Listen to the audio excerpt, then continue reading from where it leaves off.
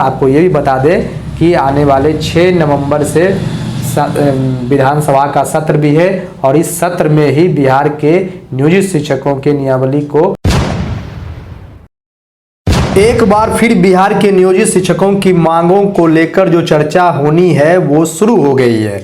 BPSC की तर्ज पर तमाम सुविधाएं दी जाएगी। जी हाँ, जो बीपीएससी परीक्षा देकर इस बार जो शिक्षक बहाल हो रहे हैं उन्हें जो सुविधाएं दी जा रही है, ठीक वही सुविधाएं बिहार के नियोजित शिक्षकों को भी मिलने जा रही है और ये बातें अब छनकर आनी शुरू हो गई है। सरकार अब मन बना ली है, ऐसी खबरें लगातार प्राप्त हो रही है। सबसे पहली बड़ी बात यह है कि विशिष्ट शिक्षक जो नाम दिया गया है वो नाम अब हट जाएगा और यह नियोजित शिक्षकों की नियमावली में जो राज्यकर्मी का जिक्र नहीं किया गया है अब उस पर भी स्पष्टता देखने को मिल पाएगा और ये दूसरी बड़ी बात है। आगे वीडियो के अंत तक बने रहें क्योंकि क्या कुछ संशोधन बिहार विद्यालय विशिष्ट शिक्षक नियमावली को लेकर बातें हो रही है, जो खबरें मिल रही है वो इस वीडियो में आगे बात करेंगे। कब फाइनल होगा नियमावली, कब तक जो है बिहार के नियोजित शिक्षकों के लिए तैयार हो जाएगा और कब कैबिनेट में पास हो जाएगा, ये तमाम बातों को आपको इसी वीडियो में बताया जाएगा। इसलिए वीडियो के अंत तक बने रहें और चैनल पर यदि आप नए हैं तो चैनल को सब्सक्राइब कर बेल आइकन दबा दें। तो चलिए बात करते हैं बिहार विद्यालय विशिष्ट शिक्षक नियमावली में हो रहे संशोधन को लेकर। आपको मालूम होगा कि पिछले कुछ दिनों पहले लगातार जो है शिक्षा विभाग के माध्यमिक शिक्षा निदेशक को सुझाव संबंधित ईमेल प्राप्त हो रहे थे। कई सारे सुझाव मिले हैं, लाखों की संख्या में बिहार के आवाम शिक्षक संगठन और शिक्षकों ने बिहार विद्यालय विशिष्ट शिक्षक नियमावली को लेकर संशोधन करने हेतु अपने सुझाव भेजे हैं ईमेल के माध्यम से। अब और उस पर जो है काम होना बिल्कुल शुरू हो गई है। लगातार जो है इस पर काम जारी है और जो चीजें निकल कर आ रही है, इससे संबंधित जो खबरें निकल कर आ रही है वो आपको हम बताने जा रहे हैं कि बिहार के नियोजित शिक्षकों की जो मांगे हैं, जिसके लिए लगातार वे संघर्ष कर रहे थे, क्या से क्या उनको वर्षों से करना पड़ रहा है, अब उनकी मांगों का इंतजार खत्म होगा। यानी अब कहा जा सकता है अब और इंतजार नहीं। तो चलिए बताते हैं कि क्या कुछ संशोधन होने जा रहा है और जो दुविधाएं बिहार के नियोजित शिक्षकों के बीच बनी हुई है उस दुविधाओं को हम कितना स्पष्ट कर पाते हैं। आप इस वीडियो में बने रहें, आगे आप जान पाएंगे। देखिए, सबसे पहली बात, विशिष्ट शिक्षक नाम जो इस नियमावली में दिया गया है, इस नाम को बिल्कुल अब हटा दिया जाएगा। जो सुझाव मिले हैं उस सुझाव में 99% लोगों ने कहा है कि यह नाम जो है सही नहीं है। इस नाम से नियोजित शिक्षकों में दुविधा उत्पन्न हो रही है, कई सारी बातों को लेकर परेशानियां बढ़ रही है। तो अब यह तय है कि विशिष्ट शिक्षक जो नाम दिया गया है बिहार के नियोजित शिक्षकों के नई नियमावली में उसको हटा दिया जाएगा। दूसरी बात जो सुझाव को लेकर दी गई प्राथमिकता के तौर पर वो थी सक्षमता परीक्षा। तो सक्षमता परीक्षा को लेकर कई तरह की बातें की गई। किसी ने कहा परीक्षा होनी चाहिए, किसी ने कहा परीक्षा नहीं होनी चाहिए, किसी ने कहा परीक्षा हो चुकी है बिहार के नियोजित शिक्षकों को, अब एक ही पोस्ट के लिए 20 वर्षों से 10 वर्षों से 15 वर्षों से काम करने के बाद परीक्षा लेने का कोई तुक नहीं बनता है। तो इस पर जो खबरें निकल कर आ रही है वो ये है कि सक्षमता परीक्षा कह ले या फिर विभागीय परीक्षा कर ले, परीक्षा बिल्कुल जो है नाम मात्र का लिया जाएगा और इस परीक्षा के माध्यम से बिहार के नियोजित शिक्षकों को राज्यकर्मी बनाने की घोषणा करने की चर्चा तेज हो गई है और ऐसा ही खबरें हम लोगों को भी प्राप्त हो रही है। तीसरी जो बात की जा रही थी नियमावली सुझाव को लेकर वो ये वेतन संरक्षण वरीयता। तो आपको बता दें कि जो भी नियमावली में संशोधन होकर आएगा उसमें यह बिल्कुल तय रहेगा वेतन संरक्षण की बात और वरीयता की बात पर भी जो है सरकार और विभाग ने अपनी हरी झंडी बिहार के नियोजित शिक्षकों के लिए खुशखबरी के तौर पर देने का काम करने जा रही है और यह सूचना लगातार मिलनी शुरू हो गई है।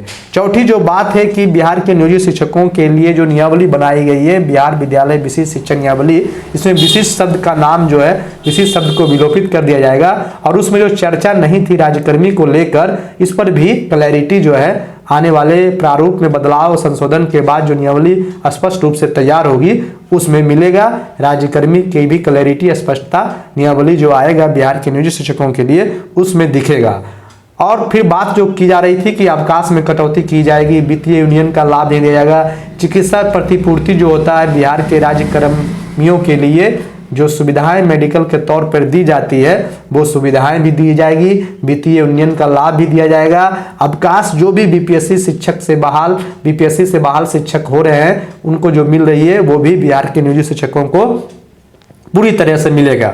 और फिर जो बात पेंशन एवं उपादन को लेकर की जा रही थी, जो सुझाव दिए गए, सभी शिक्षकों को बीपीएससी शिक्षक की तर्ज पर एनपीएस से जोड़ा जाएगा और इसमें कहीं कोई दो राय नहीं है। जो बिहार बीपीएससी शिक्षक से बहाल शिक्षकों को बिहार बीपीएससी शिक्षक बहाली जो हुई है उससे तर्ज पे जो शिक्षक बहाल हुए हैं उनको जो सुविधाएं मिलने की बातें हो रही है, जो उनके नियमावली में जो भी सुविधाएं दिखाई गई है, बताई गई है, वे तमाम सुविधाएं बिहार के नियोजित शिक्षकों को भी मिलेगी। और बिहार के नियोजित शिक्षकों के नियमावली का जो संशोधन का कार्य तेजी से किया जा रहा है, सरकार ने जो अब अपना रुख स्पष्ट किया है और जो खबरें निकल कर आ रही है उसके मुताबिक अब कहा जा सकता है कि बीपीएससी की तर्ज पर तमाम सुविधाएं बिहार के तमाम नियोजित शिक्षकों को दी जाएगी। हाँ, ये बात है कि विभागीय परीक्षा ली जाने की पूरी संभावना है कि बिना परीक्षा ये सभी चीज़ें नहीं मिलने जा रही है। और इसमें अब बिहार के नियोजित शिक्षक